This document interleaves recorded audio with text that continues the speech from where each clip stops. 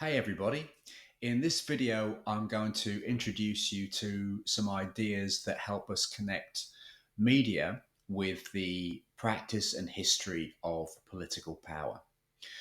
One of the big issues in contemporary media research is trying to figure out how media are connected to the practice of political power.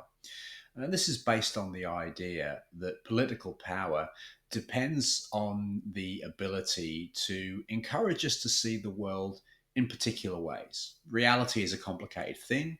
There are many different perspectives that we can view our world from, and the argument is that the essence of political power lies in the ability to significantly to use media to encourage us to see the world in a particular way from a range of possible alternative others. And one of the things that we're going to see is how that question of how media encourage us to see the world in certain ways that ultimately have some kind of political value for people who hold or want to hold political power is a really important way of connecting media research with conventional themes in history. Again, where history, from some perspectives, is seen as being primarily about the practice and the exercise of political power. Certainly, power and conflict and the battle to kind of be able to influence societies is a key part of the historical project. And increasingly, it's very difficult to do that kind of work, to mount those sorts of explanations without accounting for the way that media work and the way that politics works through media. And significantly, we can connect media research to some themes which are also popular in historical research. Um, Very crudely speaking, we can see there being something of a tension in history about what history is and what history charts, in terms of the way that for some people, history charts the process of civilization, the process through which the world gradually becomes a better place, gradually becomes more inclusive and democratic. Versus other people who kind of argue that that's a kind of a naive way to see world history, that history isn't always about progress, that things don't always get better for people, and that quite often, if we look at the contemporary world, there may be some conventional forms of political power that are less widely used than they used to be, particularly related to violence. But the reason why those sorts of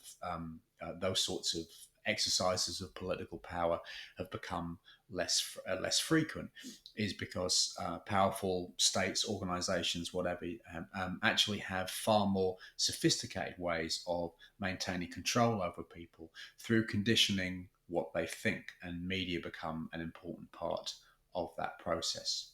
And so, what we're going to do is we're going to be talking about how media research, in some ways, reflects the changing nature of political power. So, that's one of the reasons why media research is really, really important. You can't really understand the nature of political power without thinking about how media are used in the pursuit of political power. Um, and then also, I'm going to map out some of the ideas that we are going to use in order to explain how media become related to an increasingly sophisticated view of political power. That's a view of political power that doesn't view that power as relating to force or imposition, but relating to a concept called consent. The most effective form of political power is the form of political power that makes sense to us, that we voluntarily cooperate with, even if we don't entirely agree with it. And one of the things that we're going to see is the way that researching media is one way to chart the journey from understanding political power as being about force to understanding political power as being about consent.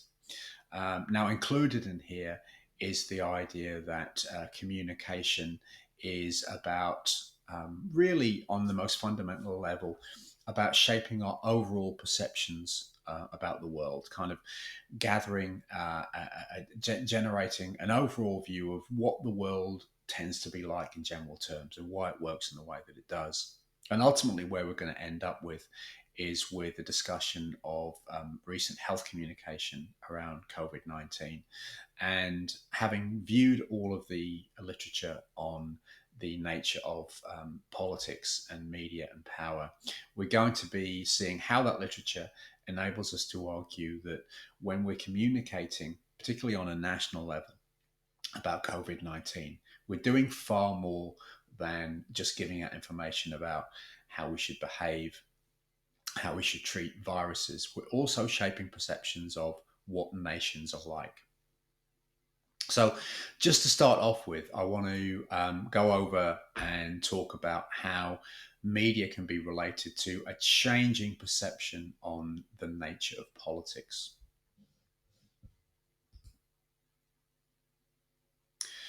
And let's think about this.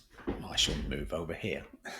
Let's think about this in relation to images of China. So, it isn't controversial at all to say that the last decade ish has seen a significant re-emergence of China as a global media player in a way that's really quite novel. And without being controversial in any way, we can say that one of the places this began was with the Beijing Olympics.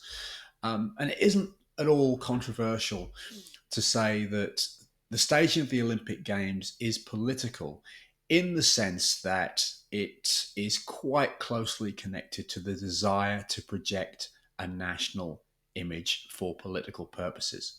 Now, there's really nothing controversial about saying this.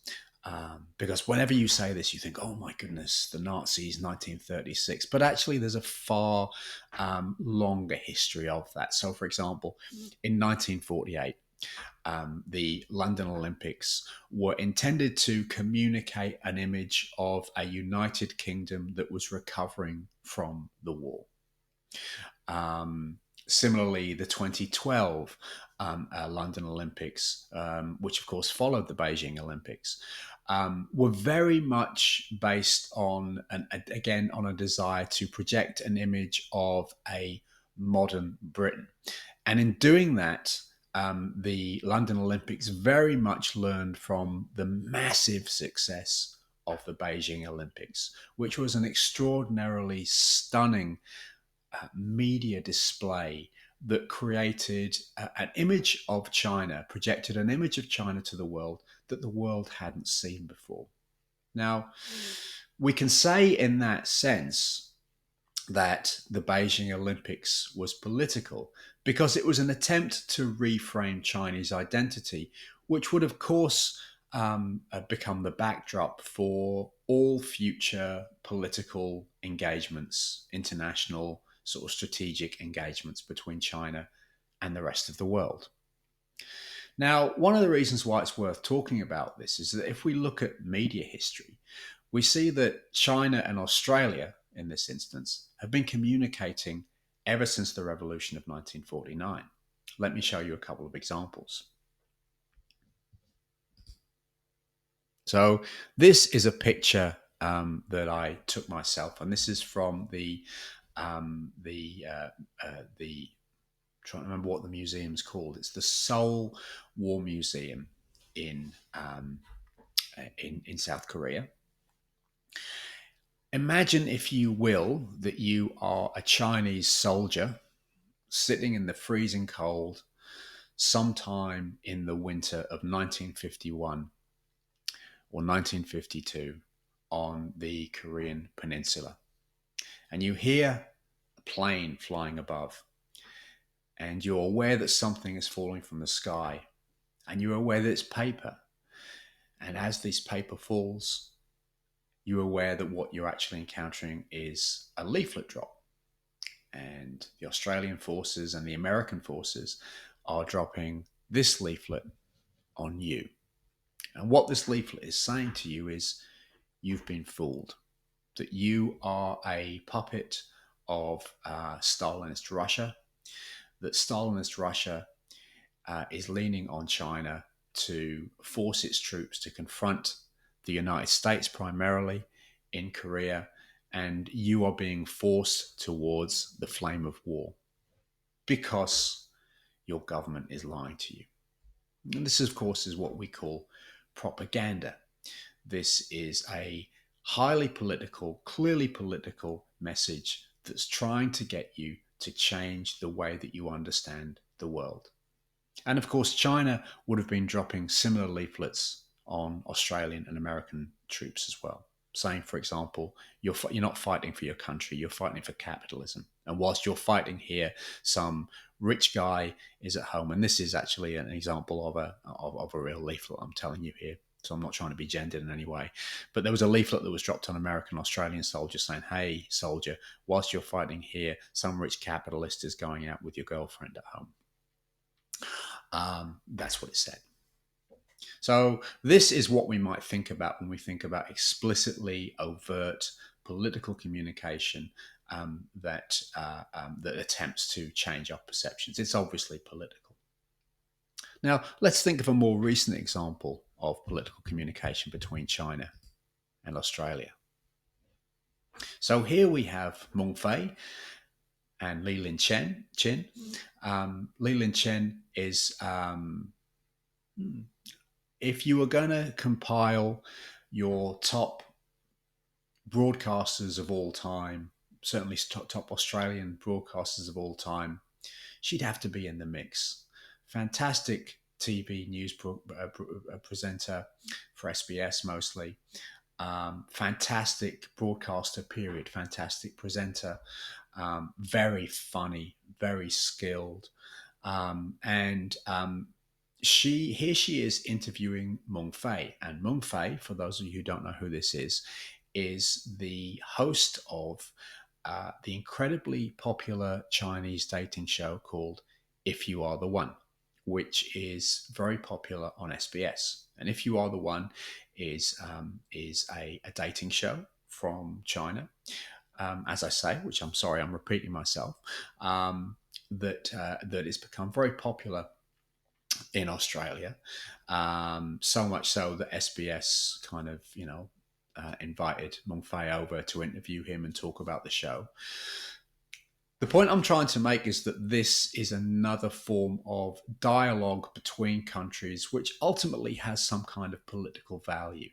So one of the things that If You Are the One has done has given Australians an inside view of what it's like to be young in China, about the things that young Chinese people value, about the way they live their lives. And of course, that has some political fallout in a country where the exchange of ideas and money and travel between Australia and China is a really important part of our reality. So what we can see here is the way that the vectors of political communication and media research have shifted.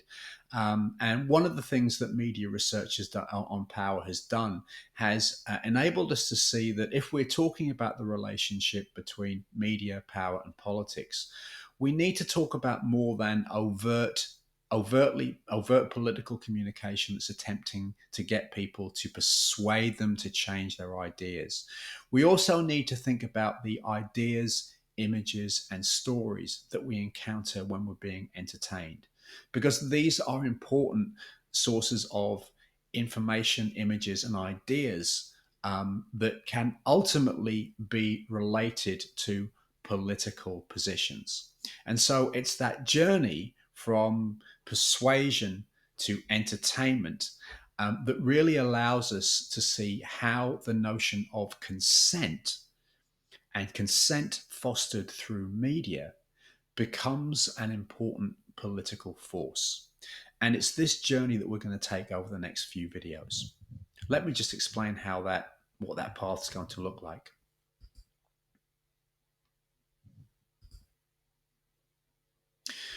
So this is the reason why I've set the readings for this week. So in the first reading and in the next video, I'm going to explain how James Curran explains the integration of media with political history as we normally understand it.